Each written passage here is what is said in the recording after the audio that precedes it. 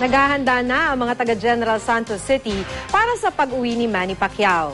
Isang hero's welcome ang inihahanda para sa pambansang kamao sa kabila ng kanyang pagkatalo. Makibalita tayo live kay Jennifer Solis ng GMA Gensa.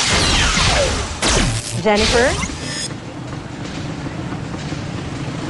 Maki, excited na nga ang mga taga-General Santos City para sa pagdating ng pambansang kamao Manny Pacquiao. Bukas pa inaasahang dadating sa Pilipinas si Pacman para makadalo sa kaarawan ng lalaking anak na si Michael na ipagdiwang sa Maynila. At sa December 13 pa inaasahang tutulak si Pacquiao sa Gensan kung saan naghihintay ang isang hero's welcome. Pero ang kanyang mga tagahanga hindi na makapaghintay.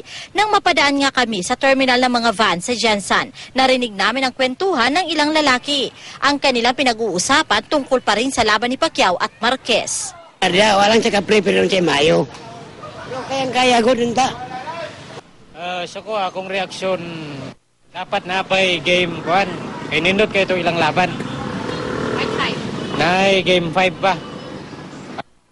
Sa kabila ng pagkatalo, nananatili pa rin kampyon ng mga taga-Gensan ang nag-iisang pambansang kamao. Sa isang kainan, naglagay pa ng tarpaulin na nagpapakita ng suporta kay Pacquiao.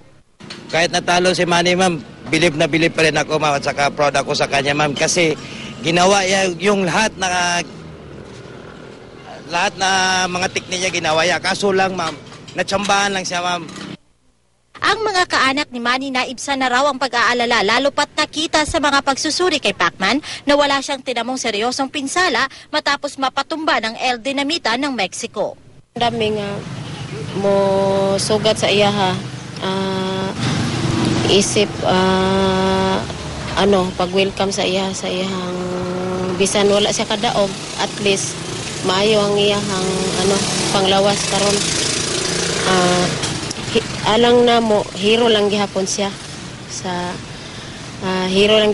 kay proud man mi sa iya kay bisag pildi siya, at least nakita na to nga ang iyang gibuhat kuan gyud kanang dapat yun nga patumbahon si Marquez, pero di man jud.